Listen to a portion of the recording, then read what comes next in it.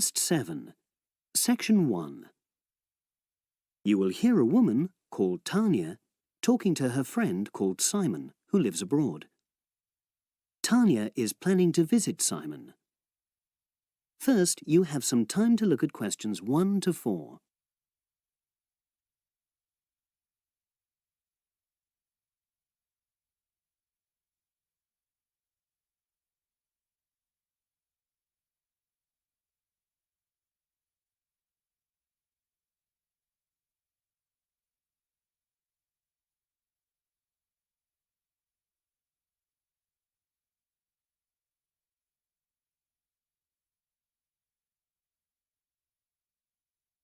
You will see that there is an example which has been done for you.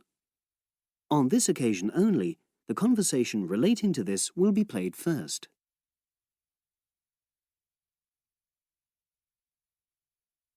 Hello? Hi, is that Tanya? Yes, Simon. Lovely to hear you. How are you? Very well, and we're so looking forward to seeing you. So am I.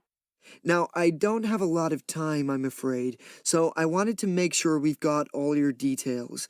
Have you confirmed your flights?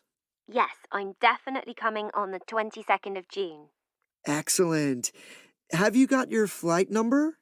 Not with me, I'm afraid, but I promise I'll email it. Tanya promises to send her flight number. So, flight number has been written in the space. Now we shall begin. You should answer the questions as you listen, because you will not hear the recording a second time. Listen carefully and answer questions 1 to 4.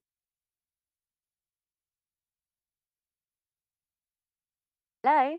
Hi, is that Tanya? Yes, Simon. Lovely to hear you. How are you? Very well, and we're so looking forward to seeing you. So am I. Now, I don't have a lot of time, I'm afraid, so I wanted to make sure we've got all your details.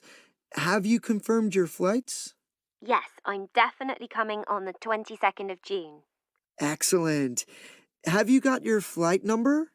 Not with me, I'm afraid, but I promise I'll email it. Let me make a note of all this. Yes, do, because one of us will try to come and collect you from the airport if we can. I presume you'll be coming into Terminal 1? I don't know. I'll have to find out which one it is. Yes, you must. We don't want to be waiting at the wrong one. But hang on, I'll be arriving at about lunchtime, and that'll mean you have to take time off work to pick me up. You really mustn't do that. Look, we're not all that busy at work, and if there's a problem, I can text you when you arrive, and you can take a taxi. Okay. There's a really good company called Pantera. Can you spell that? It's Pantera. They have a stand at the airport. You can't miss it, and they're really reliable. Great, thanks. How far are you from the airport? About 40 minutes. And you're near the city centre, aren't you? We're east of it, actually. Don't tell the driver city centre because you'll really get caught up in traffic. Okay, and I'll make sure I carry your address with me. Now, have you got my mobile, cell phone number? Yes, you sent it last month.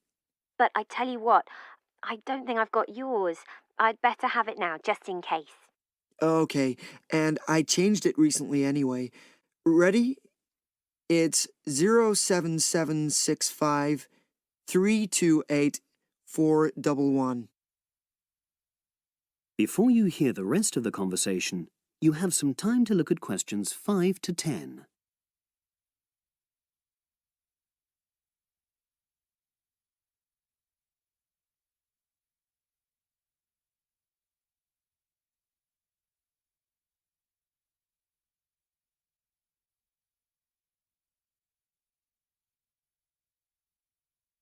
Now listen and answer questions 5 to 10.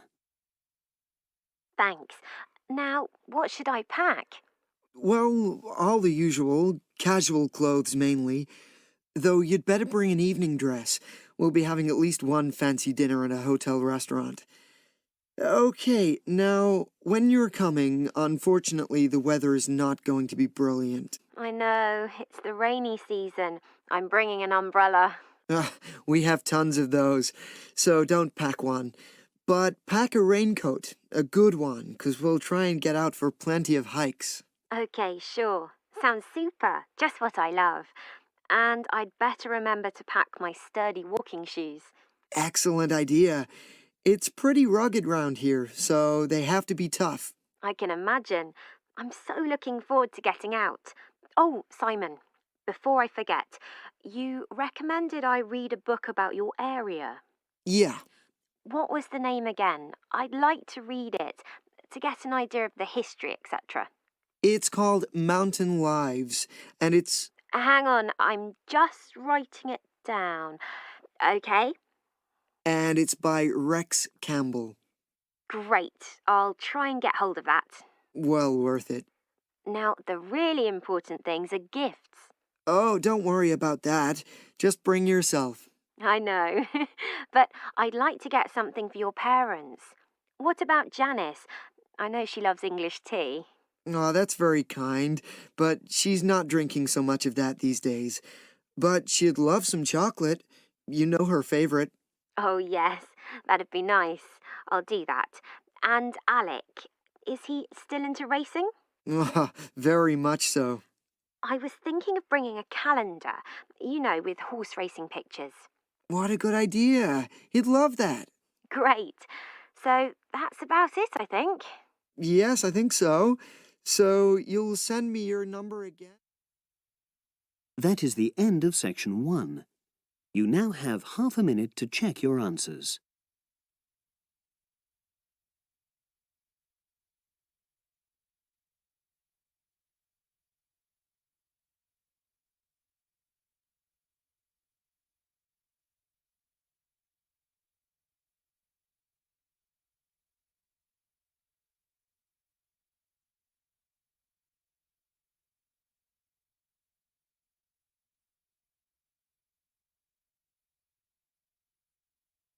Now turn to section 2.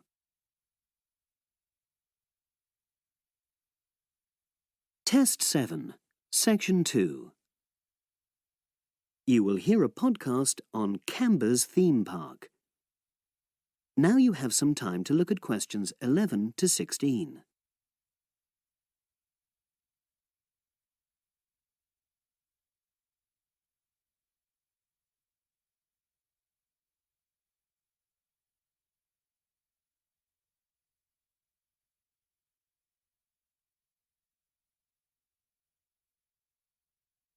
Now listen and answer questions 11 to 16. Welcome to Canberra's Park podcast. In the next few minutes, I'll tell you a little about the park and the amazing things we have to offer. We like to think that Canberra's offers more than other theme parks. Like them, we have a variety of exciting rides for people of all ages, but Canberra's also places strong emphasis on the educational experience for its visitors. Not boring facts, but lots of interactive exhibits. Although it's mainly an outdoor experience, we do have some indoor activities if the weather gets too dreadful. The park's got a lovely, well-established feel, set in 80 acres of beautiful countryside, about 3 miles south of the tourist resort of Dulchester. The park was set up in 1997 by the Canberra family, but then taken over by new owners in 2004, who have maintained the original vision of the Canberras. It has lots of old trees, hundreds of flower beds, and a gorgeous lake. Canberra's has over 45 different rides, exhibits, and arcades. All but one of these is free once you've paid your entrance fee. We charge a small fee for our newest ride to reduce the length of the queues. You don't pay anything for parking. A family ticket for a family of 4 works out at about £8 per person, which is amazing value. Full details of current prices are shown on our website, along with full details of rides, etc., and directions for getting to us. We also have a number of special offers. For example, if you live locally, why not join our Adventurers Club, which entitles you to 50% off ticket prices all year round, and a special lane for all rides and exhibits, which means you don't have to wait to get into any part of the park. See the Offers tab on the website. We've recently added a number of new exhibits to the park, and we're particularly proud of our Future Farm Zone, which houses over 20 different species of animals, from chipmunks to dairy cows. The emphasis is on getting near to the animals.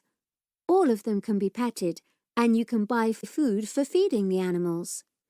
Many of our younger visitors say that this is the high point of their visit. And speaking of food, don't let the animals have all the fun. We have a total of 7 different catering outlets on the site.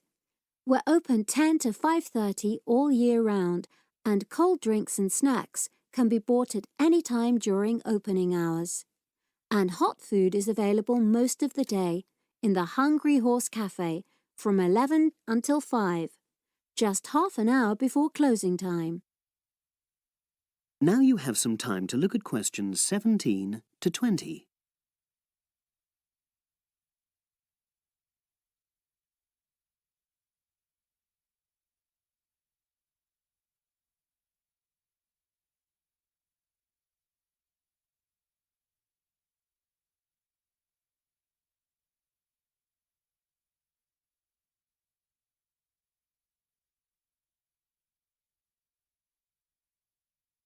Now listen and answer questions 17 to 20. Now we want all our visitors to have an exciting time when they come to the park, but our first priority must be safety. Parents and guardians know their children's behaviour and capabilities, but here at the park we have set certain conditions for each of the rides to ensure that all visitors get the maximum enjoyment out of the experience and feel secure at all times. There are 4 major rides at the park. Our newest ride is the River Adventure, which is designed to reproduce the experience of whitewater rafting. No amount of protective clothing would make any difference, so only go on this ride if you're prepared to get wet. Children under 8 can go on this ride, but all under 16s must have an adult with them. Not all of our rides are designed for thrills and spills. Our Jungle Gym roller coaster is a gentler version of the classic Loop-the-Loop, specially created for whole family enjoyment, from the smallest children to elderly grandparents, suitable for all levels of disability and health conditions. Carriages have comfortable seating for up to 8 people with safety belts for each passenger, which must be worn at all times. Sit back and enjoy the scenery. One of the best established and most popular of Canberra's rides is the massive swoop slide. Whiz down the polished vertical slide 9 meters in height and scream to your heart's content. There are no age or height restrictions. Be careful though, you must have on long trousers so you won't get any speed burns. And then there's the famous Zip Go-Kart Stadium with 16 karts, 8 for single drivers and 8 for kids preferring to ride along with mum, dad or carer. Take part in high-speed races in our specially designed Formula 1 style karts, but no bumping other karts, please. All riders must be above 1.2 meters because they have to be able to reach the pedals, even in the shared karts. Full details of all safety features are available on our website at www.camberspark.com. So come and make a day of it at Canberra's Theme Park. That is the end of section 2. You now have half a minute to check your answers.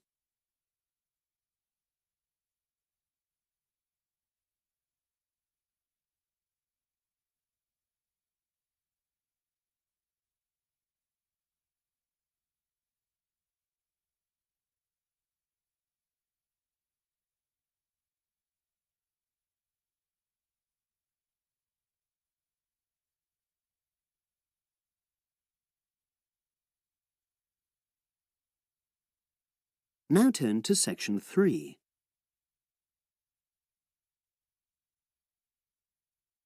Test 7, section 3.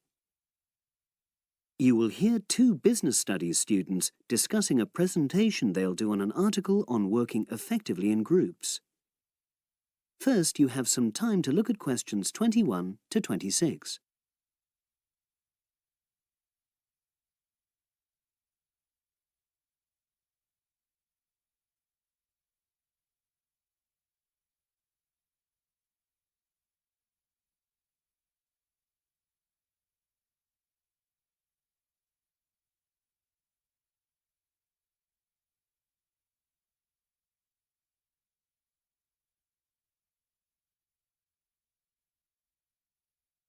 Now listen and answer questions 21 to 26. So, Brad, what did you think of the article on group work? Oh, hi, Helen. Yeah, it was pretty good, with helpful pieces of advice on how to make group work effective. I think we were lucky to be given such a straightforward text to present at the management skills seminar. Yeah. Actually, shall we discuss it now? Have you got time? Sure, it's only a 10-minute presentation, so we just need to explain and then give our views on the main points raised in the article. I'll jot down some notes. Right. So, there are 3 main sections. I suggest we start with listening. Yeah, effective listening in groups, because it's not something that's frequently covered on courses in our field. No, and we should say that in the presentation. Yeah. And also effective listening's pretty simple, you know. I don't think it's hard to learn. Well, people think it's easy, but in my experience, most of us tend to be very lazy listeners. Okay, I wouldn't argue with that. Something I do think we should emphasize is the power of the listener's posture, gestures, etc., in making speakers feel respected. Not that you're just waiting for them to finish before jumping in with your own ideas. Uh-huh. Okay, right. The next section is on goal setting. Let's make sure we're clear what the article says on this. Yeah. Well, firstly, it says that all group members must be given time to explain their own goals. That's it, yeah. And then, did it say that the whole group should agree on common goals? That's a bit too strong. It's more that everyone's agendas should be equally acceptable. But it does say that goals have to be realistic, you know. Achievable within a particular time? You've got it. That's really what the article's saying. There isn't really any point in having ideals if group members know they won't come to anything within a reasonable period. So, I think a summary covering those points will be enough for that part of the presentation, don't you? Yep. Now, the last section is about conflict resolution. Actually, I thought it was the worst part of the article. Me too. I don't think it went into sufficient detail on the issue. Actually, I thought it devoted too much space to it, but that it was all rather boring, you know? It didn't mention some of the more radical theories. Absolutely. I found that really irritating. Right, and also I think it could have said more about conflict sometimes being healthy in groups. Absolutely. It just mentioned rather glibly about how we should avoid thinking of winners and losers, and that quick resolution of conflict is always desirable. Without explaining what these terms mean? Well, it gives quite detailed definitions, but doesn't develop a proper argument. Right. So, for the presentation, I think we just give some definitions and then explain what we felt were the weaknesses in the article's treatment of conflict resolution. Yeah, good. Now you have some time to look at questions 27 to 30.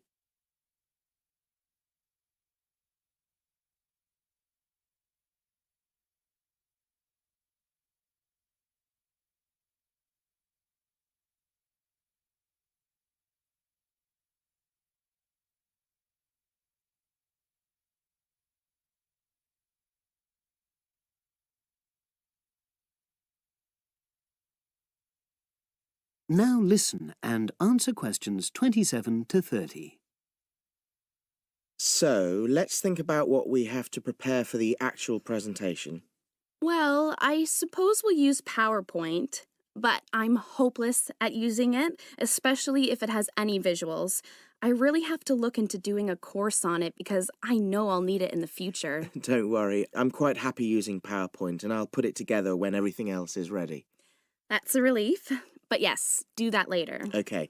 Now, I heard the tutor saying we have to include some well-chosen quotations from the article. I'm not sure if we do. I'll email him to find out. No need, I can just have a look at the specs he gave us when he set the task. That'll be quicker.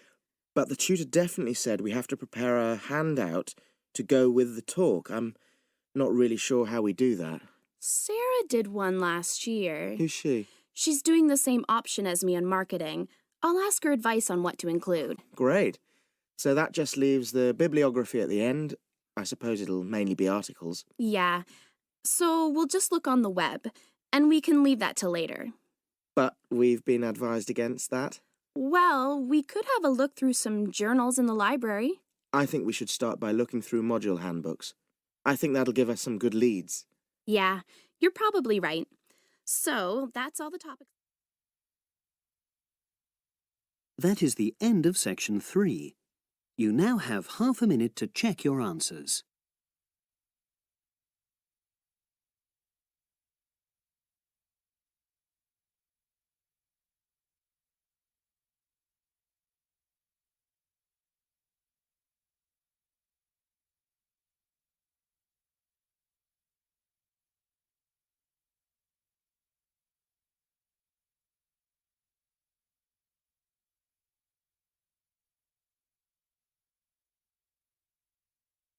Now turn to section 4. Test 7, section 4. You will hear a lecturer talking to a group of engineering students about the design of a greenhouse. Before you listen, you have some time to look at questions 31 to 40.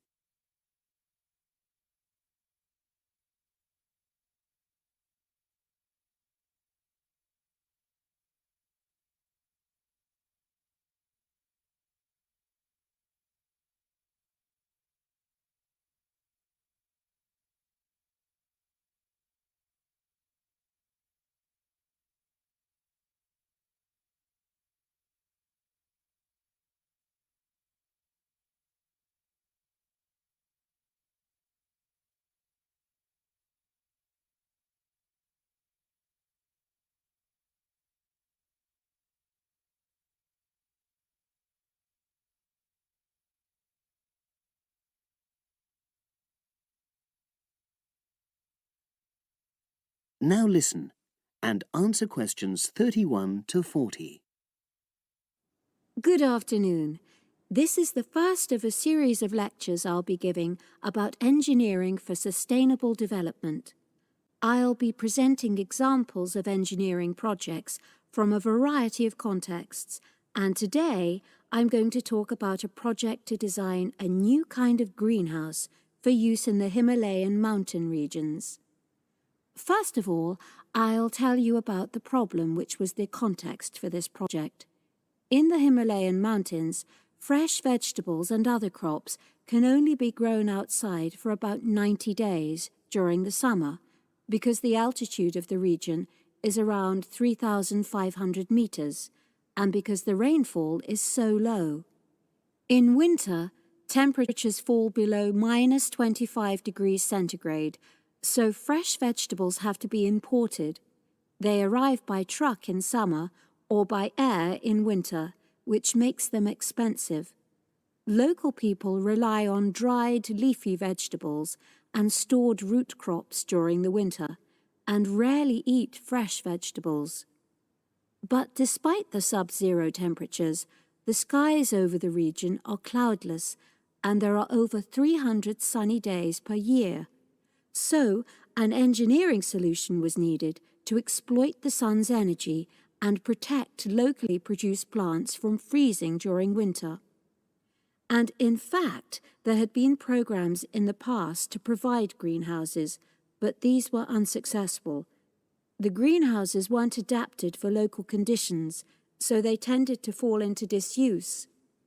So, a few years ago, a project was initiated to design a better greenhouse, one which would meet the criteria for sustainability.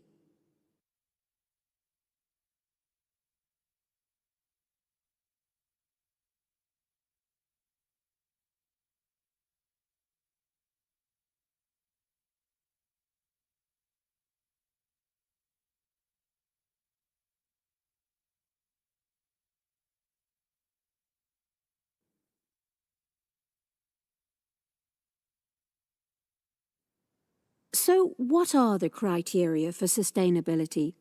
Well, first of all, the new greenhouse is designed to be relatively simple, so construction is cheap. Locally available materials are used wherever possible. The walls are generally constructed of mud bricks, made locally, although in areas of high snowfall, more resilient walls of stone are needed. Rammed earth is also used. The main roof is generally made from locally available poplar wood, with water-resistant local grass for the covering. In addition, the construction and maintenance of the greenhouse is done by local craftsmen, so local stonemasons are employed to build the greenhouse walls, and specialized training is provided for them wherever necessary. Then, the greenhouse is designed to run on solar power alone. There's no supplementary heating.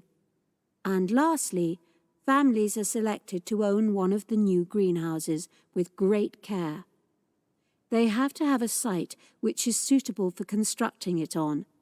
They also have to be keen to make a success of using it, and also to share the produce with the wider community through sale or barter.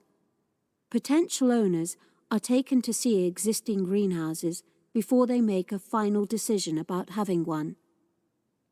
So, those are the features which make the project sustainable.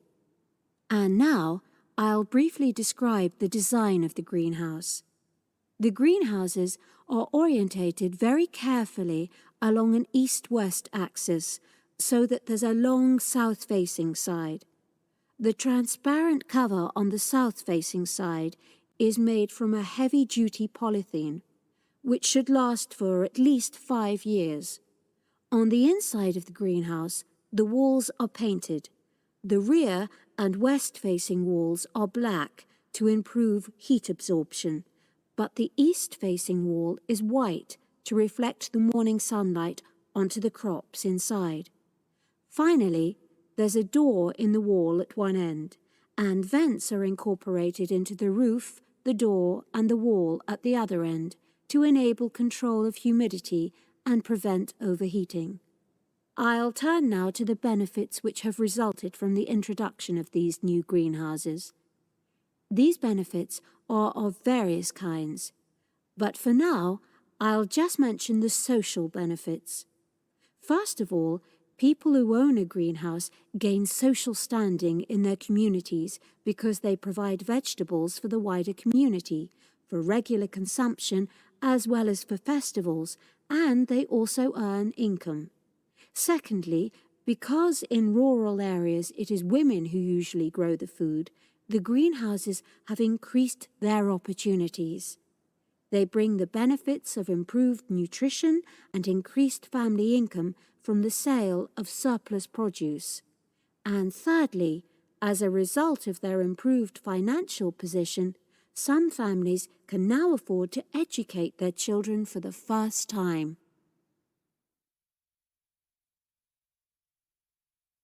That is the end of section 4. You now have half a minute to check your answers.